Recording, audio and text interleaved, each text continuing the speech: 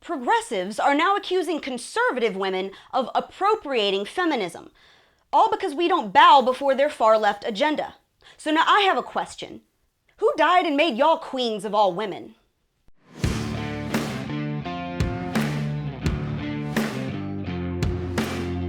Hey guys, welcome to Reality Check on MRC-TV. I'm Brittany Hughes. I'm a conservative, a millennial, and I hate progressive feminism.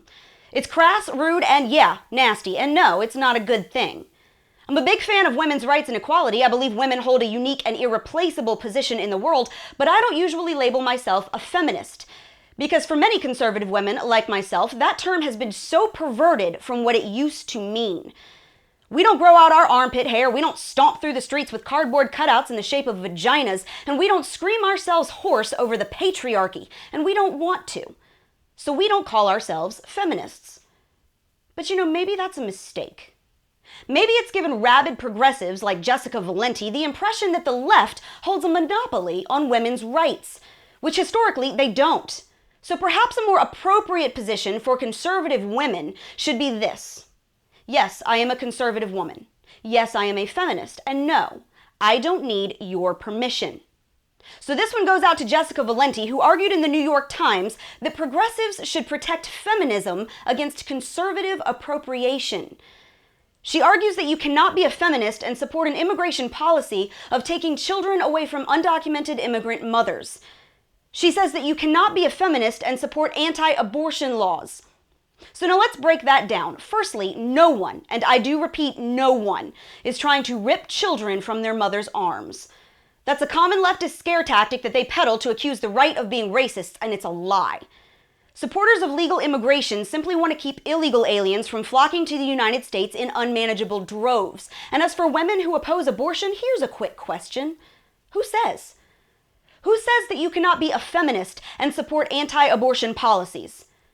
Who says that feminists can't oppose the murder of millions of infants, including roughly 500,000 preborn girls every year, that destroys families and leaves thousands of hurting, broken mothers? Who says feminists can't fight against a practice that leaves women at staggeringly higher risk of mental health issues, substance abuse, PTSD, and suicide? And on that note, who says that left-wing feminists like Valenti are the sole arbiters of what is and isn't feminism in the first place? See, feminism ultimately falls into two camps: what it is and what the left wants it to be. True feminism fights for equal rights. Progressive feminism fights for superiority. True feminism wants little girls in Africa to live without the threat of forced genital mutilation. Progressive feminism is too busy whining about a fake wage gap.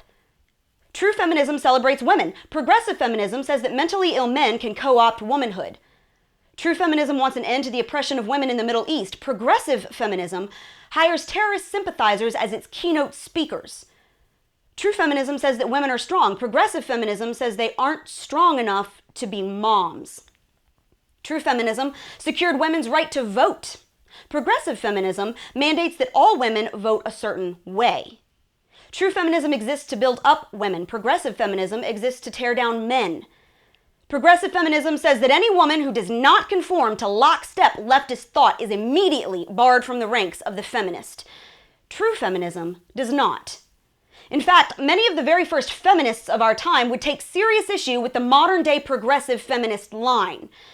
Susan B. Anthony, an original suffragist and one of the most famous pioneers of feminism in the U.S. history, was pro-life, as was Norma McCorvey, better known as Jane Roe, who became a staunch advocate for the unborn after the Supreme Court granted her and millions of women nationwide legal access to abortion. Alice Paul, a women's suffragist who served 3 jail terms fighting for women's rights and was a key figure in gaining protection for women added to the Civil Rights Act of 1964, was ardently conservative. In fact, many of those who coined the term feminism were right-leaning women. So no, Miss Valenti, you are not the arbiter of feminism. You are not the gatekeeper of women's rights, nor are you the determiner of how all women should or should not think, speak, or vote. And any feminist movement that accuses millions of non-conforming conservative women of appropriation is not feminist at all. And that's your Reality Check America. Make sure you subscribe to our YouTube page, like us on Facebook and Twitter, and stay sane out there.